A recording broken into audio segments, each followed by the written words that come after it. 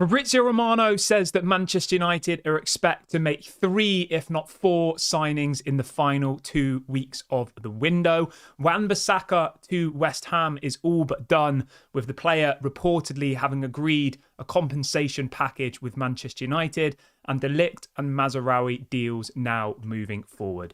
These are some of the stories we will be discussing on this morning's show. But before we get into that, please do me one small favour. Smash a like on today's video. Let's try and see 1,000 likes on this episode. And if this is your first time watching, please do subscribe to the channel. I'm live every single day at 8:30, 1:30 and 6. We're literally on the brink of hitting 36,000 subscribers. So let's try and hit that by the end of today. Right, let's get straight on into it. No messing around. Let's start off with Aaron Wan-Bissaka then, shall we? Because some big news broke last night. I was going to do a video on it, but I'll be honest, I was super tired. We've done loads of videos this week, and I thought, you know what? I'll save it for the morning show. We'll keep it as a really packed, full show. So yeah, apologies. I was going to go live last night because it was quite a big story that broke, but I was absolutely exhausted. So yeah, I do apologise for that. But I'm here now anyway, so let's talk about it. So this story came out from, it's an account on Twitter, which is called ex-West Ham employee. And you're probably thinking, what the hell is that? But he is, for West Ham, he is like a tier 1 source.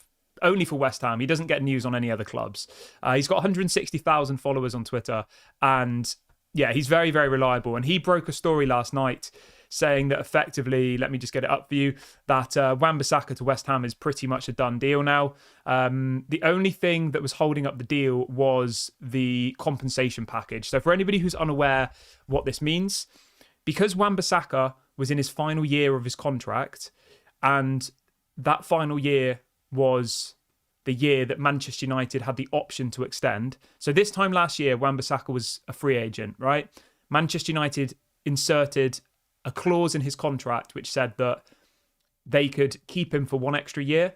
Now, this decision was on the club side, so Wan-Bissaka had no say in it. He couldn't say, oh no, I want to go. He had to stay for 1 more year. So he could have left for free last year, is the point I'm making. But as part of that, it then means that if Wan-Bissaka is sold within that year, he is entitled to 50% of the transfer fee. Now, this is some weird thing that it only really seems like the Glazers do. I don't know whether Ineos will keep doing it. I imagine not, because it's not something I've heard of that other clubs do. But they effectively say they do it to try and retain value in players. So like a player will be on a 6-year contract, say, and then there's the option of an extra year. I think Harry Maguire's got it as well. There's a couple of other players who have this in their contracts, but Wan-Bissaka was an example of one who had it extended. I think Lindelof might be the same as well.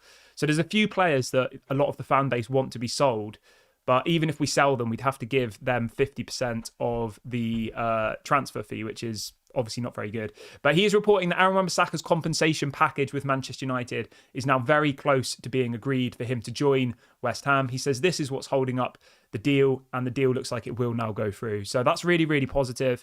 Obviously, that will then mean that Manchester United can sign Mazraoui. We'll talk about him in a minute. But this was the thing that was potentially going to mean the deal fell through, because West Ham had agreed a fee, apparently around £14 million plus add-ons, with the deal going up to as much as £20 million. They'd agreed wages. Wan-Bissaka had agreed to go there. But the only problem was Wan-Bissaka was obviously pointing at his contract and saying, well, if you're going to get 14 million for me, I want half of it. I'm entitled to it. And legally he was. So, we can all sit here and say, morally, that's not right. He's been paid enough money. Like, he shouldn't be given it. But yeah, that's the fact of the matter. And effectively now it will allow us to go and get Mazraoui, which I think is really positive, because keeping Wan-Bissaka for another 12 months doesn't make much sense. His contract expires next year. There's no new contract on the table for him. He's on about 100 grand a week. And I don't think he really suits an Erik ten Hag style team. I like Wan-Bissaka. I think defensively he's elite, but his passing, his ability to go forward, his crosses, like all of that stuff is very poor, I think. But defensively, yeah, very good. Very good indeed. So yeah, let me know how you feel about that. Wan-Bissaka to West Ham is apparently all but done.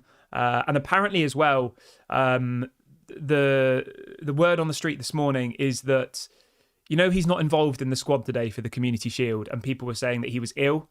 or he was sick or something. Erik ten Hag said he wasn't available. Apparently that is because he's moving to West Ham. Somebody said it in the chat yesterday, and I thought, you know what? I went and investigated it a bit, and apparently that is the situation, that he's not unwell, he's not unfit, he's just simply being wrapped up in cotton wool so he doesn't get injured, because he is literally about to join West Ham. So that makes a lot of sense, doesn't it? Because obviously he was involved in all of the pre-season, he was fit, he was ready, he was raring to go, and then suddenly he's not available. Now, that's not the same for Luke Shaw. Like, Luke Shaw, I think, is actually just not fit. So before people start getting excited, Luke Shaw, just because Luke Shaw's not in the squad today, that doesn't mean he's being sold. Lindelof's the other one as well I wanted to talk about. So the three players that are missing, other than the ones we all know about, like the Lenny Yoros, the three players that are missing today are Luke Shaw, who's apparently not fit. He's not injured, he's not fit. So that means he's, I don't know, is he overweight? I don't know the answer, but he's unfit, whatever that means. So Luke Shaw's unfit. Wan-Bissaka is ill, but we all know that that's because he's moving to West Ham. And Lindelof apparently is the same. And there's a lot of people saying that Manchester United are effectively wrapping up Wan-Bissaka and Lindelof in cotton wool, because they are expecting them to leave the club in the next kind of week or so of the window, which makes a lot of sense. Like, both of those two players only have 1 year left on their deals. Both of those players are surplus to requirements. And if Manchester United want to sign 4 players, which we'll be talking about in a minute, 3 of those 4 players are in the same positions as Wan-Bissaka and Lindelof. So it makes a lot of sense. Yami says that McTominay and Harry Maguire also have that clause. Yes, they do. You're right, mate. They do. So if we were to keep McTominay and give him the 1 year extension, it would mean that if we went to sell McTominay next summer, we'd have to give him half of the transfer fee. That's why I'm so keen to sell him this year. Like, this summer is the year to maximise what we can get from McTominay, sale-wise. If we don't sell him now, then we're going to get next to nothing for him. Because if we sell him next year, he'll get half of the fee. And Harry Maguire, I think they'll just let Harry Maguire leave next season. I'd be very, very surprised if they trigger the 1 year extension. I'd be shocked, in fact. I would say 95% Harry Maguire will leave as a free agent next year. Maybe there's the potential somebody comes in for him this window. I think it's quite unlikely just because of his wages. He's on about 200k a week, Maguire.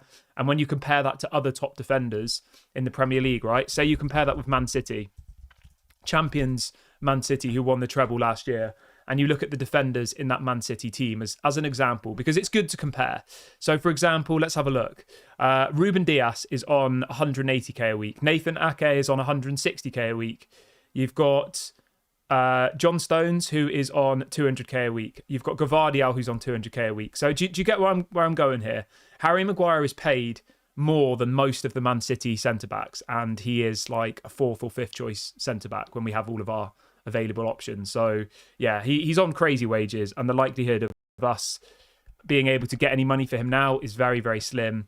But yeah, we'll wait and see how that progresses. Just a quick one as well, which is going to probably upset a few people this morning, but it is a new show.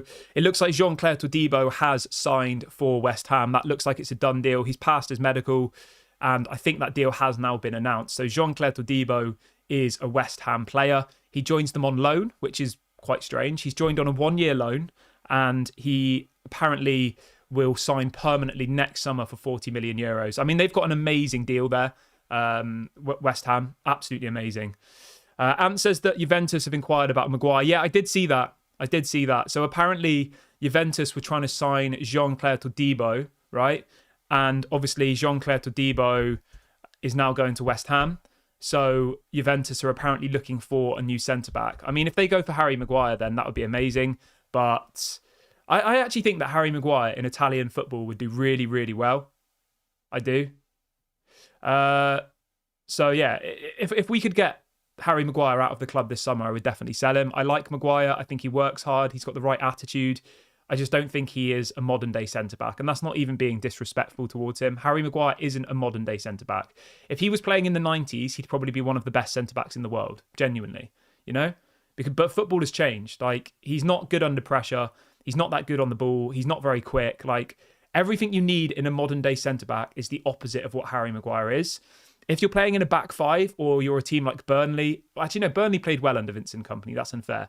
If you're a team like Everton with Sean Dyche, Harry Maguire is a world-class centre-back. You know, when you're playing very defensive, counter-attacking football, or if you're England with Gareth Southgate, when you're playing with a back five and it's very pragmatic, Harry Maguire's perfect. But in a modern-day team where you're trying to sit on your halfway line, Harry Maguire just doesn't work. And I actually genuinely think that Maguire to Juventus would be an unbelievable deal for both of them. And that's not me just saying it because I want rid of them, you know? Like, yeah, I think it would be a great deal. We've only got 200 likes on the video so far, guys. Can everyone do me a small favour and smash a like? That'd be really, really appreciated. We've got over 1,200 people watching. So if everybody who's watching right now likes the video, we'll easily hit our likes target of 1,000. And if this is your first time watching, make sure you subscribe as well. We are literally about to hit 36,000 subscribers. If we hit 36k by the end of today's video, I will give out a prize of some sort. I don't know what. I'll give out a match ticket to a game. So yeah, go and subscribe now if you haven't already. And if after this video you want to continue the conversation with me, because I know a lot of people have been sending me emails and stuff. So if you want to have a chat, head on over to our Twitter. I'll drop the link in the chat now. I'm being pretty active on Twitter these days. Yes. Gihan says, Maguire has the wrong attitude. He's only here for the money. You're right. He's the opposite of what we need. He says he's our future. Maguire will be exposed of how bad he is. To be honest, right, I don't blame Harry Maguire, you know? Like, Harry Maguire's obviously just scared of coming to the reality that once he leaves Manchester United, I mean, where's Harry Maguire going to go after leaving Manchester United? He's going to be 32. None of the top teams are going to come in for him. Like, an Arsenal won't come in for him, a Liverpool won't, a Chelsea won't. Like, he's realistically going to end up at probably like an Everton, bottom half of the Premier League type team, isn't it? And no wonder he's trying to stay at Manchester United for as long as he can. You know, I don't blame him. I would do the same if I was him. He's on 200 grand a week. He's at the biggest club in the world. And he is getting game time. You know, you can criticise Harry Maguire all you want, but he played more than Martinez did last season. He played more than Varane did. He played more than Johnny Evans did and more than Lindelof did. Like, he was probably our best centre-back last season, Harry Maguire. And I'll give credit where it's due. Harry Maguire put in some great performances last year, right? But we didn't play the style of football we wanted from Erik ten Hag last season, didn't we? It wasn't like we were playing possession-based, dominating football. We were, you know, getting the odd goal here and there and getting lucky at points. So yeah, we'll wait and see what happens with Maguire. But I personally think, he'll hang on for one more year. He'll leave as a free agent and he'll end up at like an Everton or something like that. So we'll wait and see what happens. But yes. Forever Red says Juventus probably wouldn't even be able to afford his wages though. The thing is though, mate, right? He's on 200k a week now, but there is no way on earth he's going to get 200k a week next season. He'll be 30. Is he 32 or 33, Maguire? Let's have a look. He's 31. So he'll be 32 by the time he leaves Manchester United, right? There is no way on earth, even if he's a free agent, that anybody will pay him 200k a week. No one. I don't even think maybe the Saudi clubs would, or the MLS, but no like top 5 league club is going to give Harry Maguire 200k a week. I think he'd be lucky to get maybe 100. So I think next summer he will have lots of options, but I think it will be people like Burnley, Everton, you know, like those kind of bottom of the Premier League type teams. And he'll probably go there and he'll probably do well. He'll probably continue playing in the Premier League for like 3 or 4 years, I reckon. Like, he has that ability. It's just got to be in a certain style setup. And effectively, Manchester United don't play that type of football. It still confuses me why we ever signed Maguire in the first place. But I guess at that point, we didn't have a style of play. We didn't have a vision. We didn't have a plan. It was just like, buy any player, stick him in a team and hope it works. Whereas now, I know it's taking time, but we can see what Erik ten Hag's trying to do. And I think once he has the right players he needs, you know, when he has Mazraoui, Ligt, Martinez, Luke Shaw fit, Onana, Mainu, Bruno, a new CDM, like Ahmad in the team. Like, I think Erik ten Hag's style of play will actually start to click. So yeah, I am hopeful for the future. It's not going to be an overnight thing. It is going to take time, as it always does. But I am feeling quite positive about the future.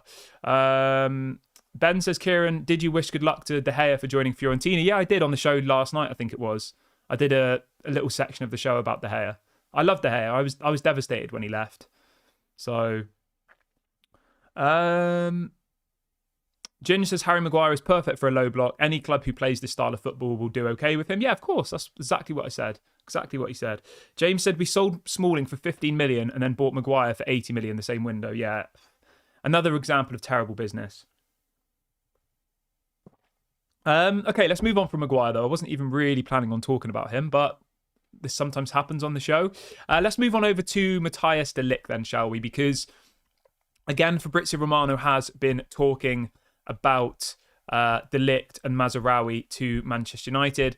And Fabrizio has confirmed that de Ligt is still the number one priority for Manchester United, which I think makes sense. Obviously, there's all this talks of a police investigation. I think that's just been blown out of proportion, to be honest. Like, we obviously reacted to that story because it came out whilst we were live yesterday, which obviously confused a lot of people.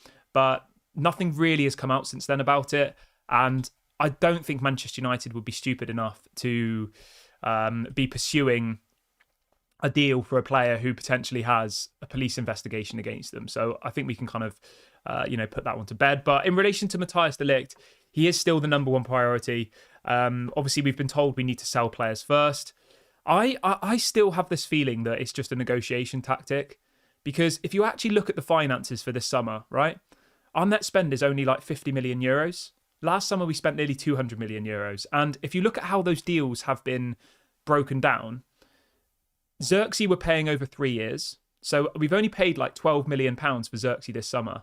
And then Lenny Yoro's only over 4 years. So I think Lenny Yoro we've paid 11 million for this season and Xerxes about 12. So we've actually only spent £23 million actual money that's gone out of the bank this summer. Obviously next summer we'll pay someone the summer after, but financial fair play is done over I think like a 2-year period.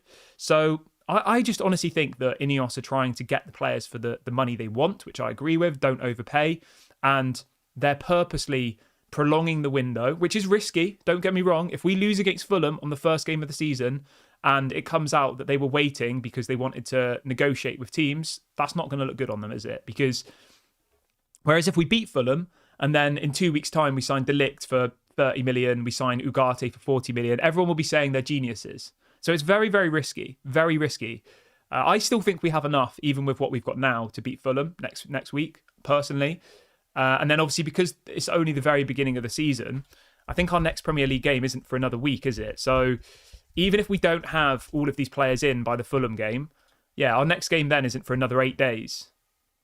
We've only played 2 more games other than the Community Shield before the window closes. So we play Fulham next week and then Brighton the week after, and then the window will be shut. So I think as long as we have the players in for that Brighton game, which is on the 24th of August, 2 weeks today, I think we'll be all right. Touch wood. Obviously, you never know in football. Fulham might come to Old Trafford and absolutely stun us on the first game, and we might be all sat here looking stupid. But yeah, I genuinely believe that we do have the money and that Ineos are just purposely dragging out the deals because they don't want to pay £42 million for de Ligt. They don't want to pay £50 million for Manuel Ugarte, and that they will get these deals done, but it will be for a lesser amount. And if they do that and they pull it off, everybody in this chat will be like, they're geniuses, great, well done. No one will be complaining. But then if you flip that on its head, if we lose to Fulham and then we end up paying 42 million for de Ligt and 50 million for Manuel Ugarte, there's going to be a lot of people unhappy with Ineos because effectively they'll have actively gone into the market knowing that they're setting Erik ten Hag up to fail, you know? But I think it's a tactic, and I think it's a clever tactic. And I was talking to somebody last night who was explaining to me that a lot of clubs do business late in the window because players are on huge amounts of wages, right? And a lot of clubs don't want to pay players over the summer when they're on holiday, for pre-season and all the rest of it. Because if you actually break down the amount of time that they'll be paid for, like the wages is astronomical. If we look at the example of, let's do this really, really quickly. So the 4 players that we're apparently going to sign are Hermoso who was at Atletico Madrid, De Ligt, Mazraoui, and Manuel Ugarte, okay? So those 4 players, right? De Ligt wants 200k a week. Mazraoui is around 150. Manuel Ugarte is on 100 at PSG at the moment, but he might want more. So let's just say 100. And the Hermoso wants 150, right? So those 4 players combined want 600 grand a week. So let's say that we signed them when the window opened. What day did the window open? What day did the transfer window? I think it's July, isn't it, when the window opens? So the transfer window opened on the 14th of June. So it's been open for 2 months, right? So let's do this basic maths. Those 4 players, 600 grand a week, and the window's been open for 8 weeks. So if we'd have signed them back then, combined between the 4 of them, we would have been paying about £6 million in wages whilst they'd been off on holiday. And apparently that's why they do it. They wait until later in the window, and they think that they can get the players for cheaper, and then they don't have to pay their wages all summer. Now, you might think that that's a little bit short-sighted, but £6 million is a hell of a lot of money. It is, isn't it? £6 million. So, yeah, apparently that's why. But, yeah, let's talk about these 4 players then, shall we? Because Fabrizio has said on his show last night that apparently Manchester United will sign at least 3 or 4 players before the window ends. And I'm going to go through these players for you really, really quickly now. So apparently Mazraoui is nailed on. He'll replace Wan-Bissaka. Then it'll be Ligt. And then it will be Hermoso, who is obviously the free agent, is a left-sided centre-back, can also play at left-back. I was doing a bit of research about this Hermoso guy. Apparently he's really good, but apparently he is best in a back 3. So I don't know. And apparently he's only played at left back 19 times in his whole career, and he is 29 years of age. So he can play there though, but it's not like his primary position. His primary position is a left-sided centre back, and he's best suited in a back 3. That's what I read and was told. So yeah, but I mean, if he's a free agent, obviously he's very experienced. Came through the Real Madrid youth academy. Played at Atletico Madrid for most of his career. Was in the Champions League. He's a very, very experienced player.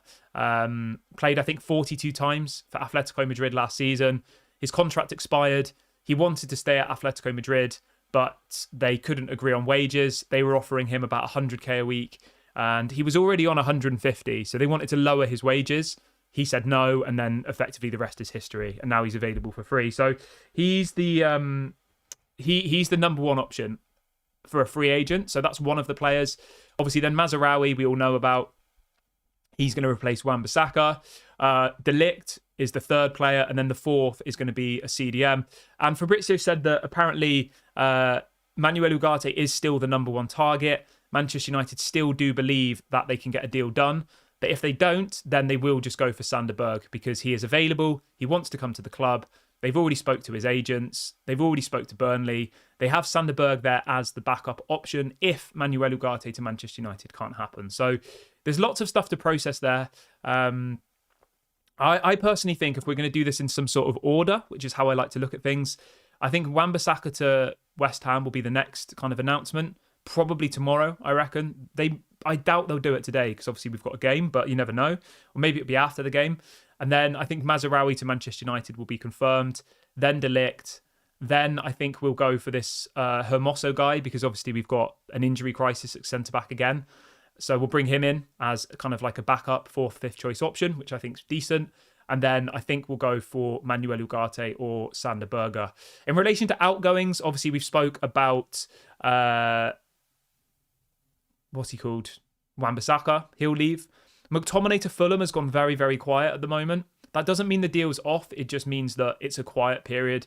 It's, a game of poker. It's a game of who blinks first. So we'll obviously keep you updated on McTominay leaving the club. But at the moment, it has gone quite quiet. Other outgoings, the most realistic outgoings are probably going to be Pellistri. I think he'll probably leave. He's got 1 year left of his contract. Hannibal Mejbri, I think he'll probably leave. Again, these aren't players who we're going to get big wages for, but it still will be wages off. Sorry, big transfer fees, not wages. We're not going to get massive transfer fees for Pellistri and Hannibal, but it will be still something. So that's good. And yeah, I don't think Lindelof at the moment. Some people are saying he's going to stay. Some people are saying he's going to go. I think Lindelof's more likely to leave than Eriksen. I'll say that. Like, Eriksen doesn't look like he's going to go. I don't think. He's got a year left of his contract. He'll be more than happy to run that down and leave for free next year. So, Yeah. Ellen says a lot of teams won't buy until the last minute because of wages. Yeah, exactly. That's what I said a couple of minutes ago. Macmillan says, how much is 6 million euros per week? That is what Hermoso is apparently asking for. Apparently it's 6 million net. So that'll be after tax. I'm sure the tax in England's about 50%, isn't it, when you're in the highest bracket? So I imagine it'll probably be like 9 million before tax. So if you do that over a 52-week period, it's about 170,000 euros a week in wages before tax. What's that in pounds? Let's have a look. It's about 140, 150k a week, which isn't bad at all, I don't think. When you think that Harry Maguire at the age of 32 is on 200k a week, and you can get a seasoned La Liga centre-back who played at Atletico Madrid for most of his career, and Atletico Madrid wanted to keep, and you only have to pay him like 140k a week. I think it's probably fair, you know? Especially if we do end up getting rid of Lindelof, because I think Lindelof's on quite big wages as it is. I think Lindelof's on about the same. Lindelof's on 120k a week. So I can see the logic behind this deal. You know, if they manage to get rid of Lindelof, that's 120k a week of wages saved. They bring in this Hermoso guy who's going to roughly be on the same amount of wages, no transfer fee, and then obviously you'd make some money off Lindelof. Like, it makes a lot of sense. I personally would do that if we can. At the moment, though, I think the main problem with Lindelof leaving again is his wages. You know, teams like Fenerbahce won't want to pay Lindelof 120k a week. Like, they just simply won't. If you look at Fenerbahce's highest earners, at the moment, their top earner is Tadic, who's on about 120k a week. And then after that, it's all like 80,000 a week, 70,000 a week. So Lindelof would go to Fenerbahce as one of the top earners, which will probably, you know, mess up their wage bill. If everyone who's still watching could do me a little favour and smash a like. We've only got 377 likes and we've got over 1,500 people watching. So if everyone could do me a favour and quickly like the video, that would be massively appreciated. The more people that like it, the more YouTube will show this video to other people. So if you're able to do that, please go and do that right now. And I've just dropped a link into the chat to subscribe as well. We're only 5 subscribers away from 35,900. So let's make sure we hit that by the end of today's video. And the final plug before I bring you the rest of the news is on our new Twitter page. I've literally just made this Twitter a couple of days ago. I'll spam it in the chat a couple of times. Go and follow us on Twitter. Go and at me. Have your say. Let me know what you're thinking.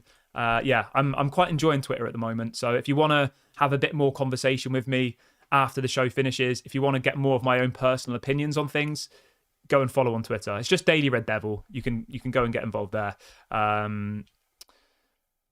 I wanted to react as well, actually. This was something I put on my Twitter yesterday, and I wanted to get you guys' opinions on this. So I assume everybody saw Antony's interview with Simon Stone from the BBC. And it's been getting a mixed reaction from some people. Some people are like slagging him off. Some people are praising him. And I wanted to see what you guys think about this interview. If anybody hasn't read it or seen it, I will read out some of the highlighted quotes. So he talks about all sorts of different things. He talks about his growing up and childhood and stuff, which I'm not particularly interested in. Obviously it's sad. You know, he grew up in a favela, all the rest of it. That's sad. But we're here to talk about football. And so a few of the things that really, really kind of stuck out to me was mainly this quote, right? So Antony has said this. He said, "Rest assured, you will hear the name Antony in relation to goals and assists lots this season." Now, firstly, I want to say it's great to be confident. It's great to acknowledge that he has had a poor 2 years at Manchester United. And it's, you know, I hate it when people are like shy away from things, you know, and are like, oh, the whole team was bad. Oh, it wasn't my best year, blah, blah, blah. Like, Antony has pretty much said that he's been crap, effectively. That's effectively what he said. And he's openly admitted that he needs to improve massively, which I think is great. And it shows that he has the character, he has the mentality. And I don't think that's ever been doubted with Antony. Like, he does work hard. He does seem like he cares. He tracks back. Like, I just don't think he has the ability. Now, first of all, I was like, oh, that's great that he's, you know, admitting that he's been bad, you know, and great that he's trying to improve himself. And you can never criticize somebody for that, because, you know, it's a great attribute to have, to be able to accept that maybe you've not been good enough and that you want to improve. That's amazing, right? So I'm not knocking him down for that. But as soon as I read this thing, saying that he's not leaving Manchester United, he's not going anywhere, like he's heard about Saudi, blah, blah, blah, like he's staying at Manchester United. Surely that must mean that he's had reassurances from somebody that he's going to be getting game time. And when I saw this quote, at first I was like, oh, that's great, you know, that's inspiring, fair play. But it also made me a little bit worried because Antony doesn't pass the ball anyway. He shoots every time he gets the ball as it is, and he doesn't score or get assists. So if he's now telling us that he's 100% going to be mentioned this season, don't worry, like you will hear the name Antony, goals and assists, do we not think that he's going to be even more selfish than he was before on the pitch? And maybe this is me being critical, but I just read it like that. I read it like he's obviously very much focusing on himself, isn't he? He's trying to better himself. But I feel like he's been trying to better himself for the last 2 years. Like his play style is extremely selfish. It is, isn't it? And a lot of our wingers are like that. Garnacho's like that. Rashford's like that. I like all of them, but they are all selfish. Whereas Ahmad isn't selfish. Jadon Sancho isn't selfish when he plays. It's just different styles of player, you know? Garnacho, Rashford and Antony, every time they get the ball, they want to shoot and score, don't they? Sorry, they want to cut in and shoot. So, yeah, I don't know. It kind of scared me a little bit. And I don't know whether I'm overreacting, but I just think that Amad Diallo, this should be his year at Manchester United. And I don't know. I just don't understand where Antony's position is in the team anymore. I think he's had his chances. He's had 2 years here. And he hasn't really shown us much other than that he has a left foot and he can cut in and he can curl it. So, yeah, I don't know. What do you all think? How do you feel about that? What was your reaction when I read out that story that he's saying that you will hear his name this season for goals and assists? Melchett says Antony is better than what he is known for and what he has shown. Maybe. I think the one thing I don't want, right, is for Ahmad to not get opportunities. Because I think Ahmad has worked so hard behind the scenes, you know? Macmillan says that Antony put out that interview because he knows Mazraoui is coming to unlock him. Maybe. I mean, maybe in a year's time, right, we'll look back and Antony will win the Ballon d'Or and we'll all be sat here laughing saying, that's amazing. But I just can't see it personally. I just don't see how he can succeed in the Premier League. He doesn't take on players. He doesn't try and run past people. He doesn't cross the ball. All he does is run at them, cut in and shoot. That's all he does. That's all he knows how to do. And yeah, I just don't see it, you know? But yeah, I don't know. Maybe I'm overreacting.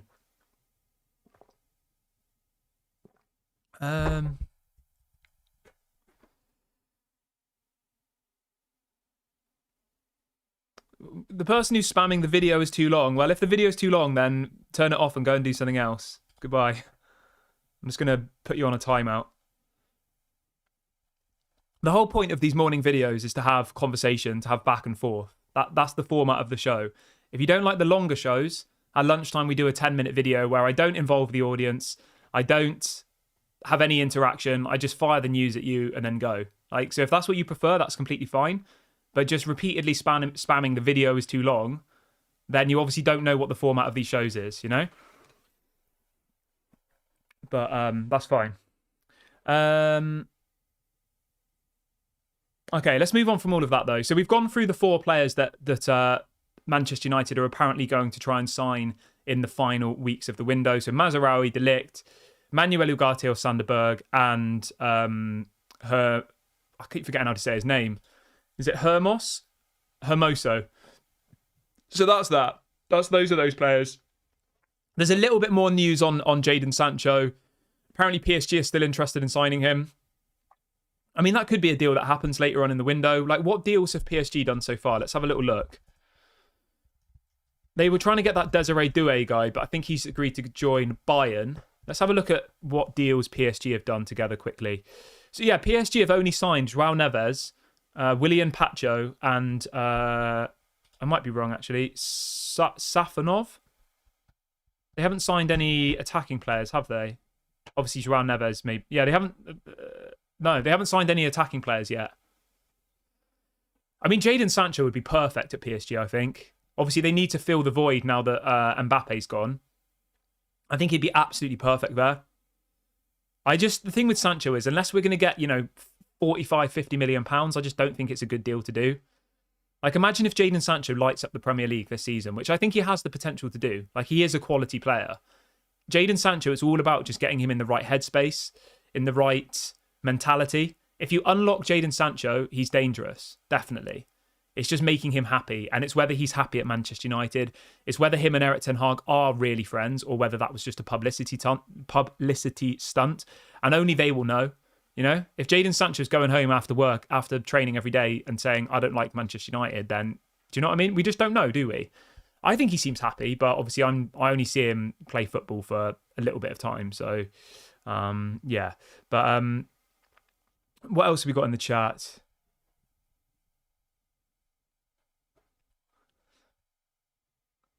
Abdullah's saying that apparently Manchester United's Victor Lindelof is attracting interest from several clubs in Saudi Arabia and sneeze and Italy. Oh God, sorry everyone. Yeah, I have been told by somebody that Lindelof was left out of the game today because, you know, there are lots of teams interested in him and he is somebody that they want to move on. Obviously the same with Wan-Bissaka. We'll wait and see what happens with those two. At the moment, it has gone a little bit quiet, hasn't it? Obviously, Wan-Bissaka to West Ham looks like it's going to happen. Ellen says, the morning show is the best one. Don't forget your tea. I've got my tea. I'm going to be honest, it has gone cold. So thank you for the message. I really appreciate it. But yeah, I just get too excited. I enjoy speaking to you too much, you know? I enjoy our chats that we have. And the next thing you know, my tea is cold. So yeah. Thank you to everyone who's saying bless you as well. The weather in England, for anybody who cares, is absolutely abysmal. It's the summer and it's cold. But maybe that's just where I am. Philip says, what's going on with Christian Eriksen? Christian Eriksen, I think, mate's going nowhere, you know? It doesn't seem like Christian Eriksen wants to leave. He's got 1 year left of his contract.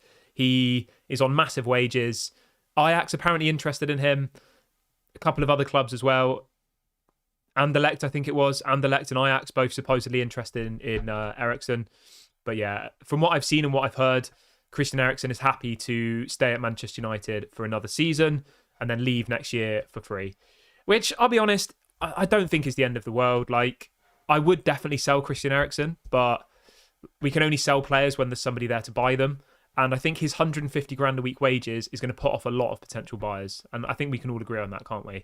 But let's talk a little bit about the Community Shield, shall we? Because we haven't even spoke about that yet. So I want you guys to let me know in the comment section right now, what is your score predictions for the game against Man City today? Get in the comments, let me know. I'm excited about this game. We are going to be doing a watch along for it. I think it's a 3 p.m. kickoff. I'll probably go live at like 2:45. So, yeah, if you do want to do the watch along with me, make sure you're here. It'll be about 2:45. Really excited about the game. The big news is that Rodri is unavailable. Kyle Walker is unavailable. John Stones is unavailable. And Phil Foden is unavailable. So Man City are missing a lot of their first team. Obviously, all of those players would start the game, which I think is a massive advantage for Manchester United. Obviously, Harry Maguire is in the matchday squad, which is great. I'm happy for him. So in relation to like predicted lineups and stuff, they've still obviously got a very good team. I don't know whether Joao Cancelo is back training. Does anybody know? I know he's come back from loan, but I don't know if he's in training. And obviously Alvarez has gone as well. So, I mean, let's have a look at their team. So it will probably be Akanji and Ake, Ruben Dias, Gvardiol. I mean, that's still an unbelievable defence, isn't it? It shows their squad depth that Man City could be missing all of those players and they could still start a defence of Ake, Akanji, Ruben Dias and Gvardiol. Like, that's an unbelievable team they've got there. Apparently Calvin Phillips is going to play, which I'm not going to comment on that. I just think, yeah, he's not very good.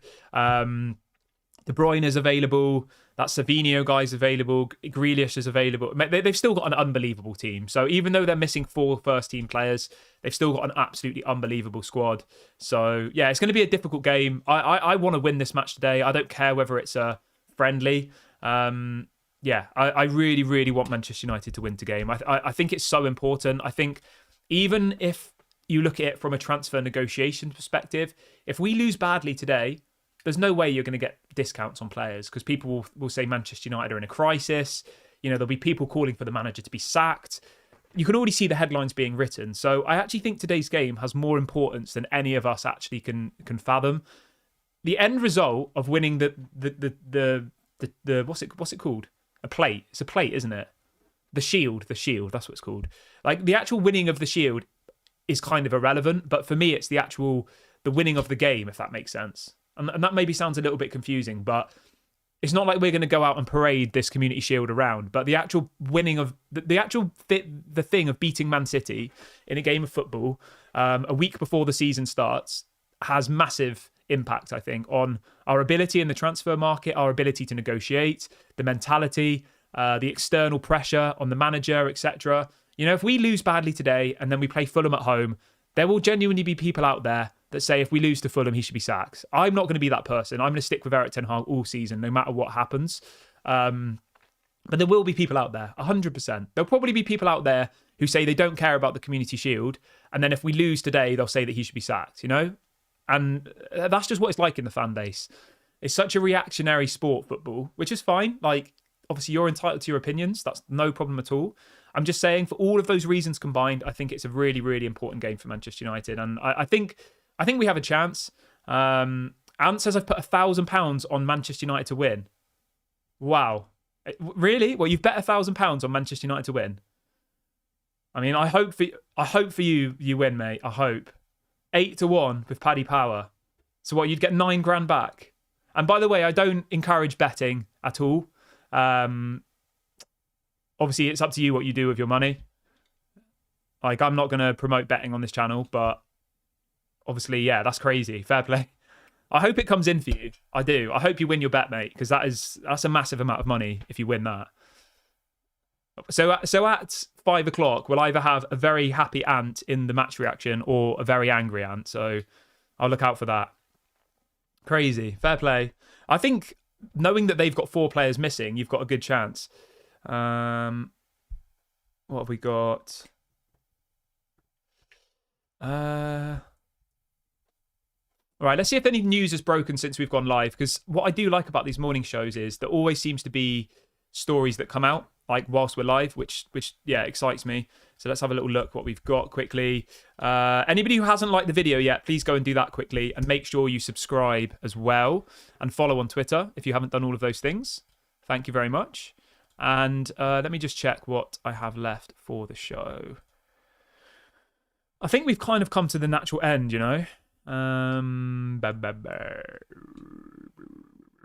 Yeah, I think we have. Let's have a look. Yeah, you can keep getting your match reactions. I can read out the team news if you want for the game. It's pretty much everybody apart from Lenny Yoro, Luke Shaw, and Lindelof and Wan-Bissaka. So yeah, we have got a pretty much full strength team, which is really, really good. But obviously Man City have still got a better squad, even with their players missing. You know, that's just a fact. They've got an unbelievable team, haven't they? But they are obviously missing. Alvarez is gone. Who else did I say? Kyle Walker, John Stones, Rodri, and there was someone else that I forgot. Phil Foden. So they're missing 5 players who would probably feature in some capacity today. And it might be that Calvert Phillips is playing, you know, which is a definite step down from Rodri. So, yes. Okay, I'm going to wrap the video up. I'll be back at lunchtime. I'll probably do a little 10-minute video, potentially a little bit earlier today, because obviously there's the watch along at 2:45. I'll probably go live. But yeah, thank you very much for watching, everybody. Make sure to smash a like and subscribe on your way out. If you want to continue having a chat over on Twitter, you know where I am. Just type in Daily Red Devil or follow the link in the live chat. Thank you very much, everybody. Have a lovely afternoon. Hopefully catch you on the watch along. And yeah, let's keep our fingers crossed for a Manchester United win. Bye for now, everybody. Speak later.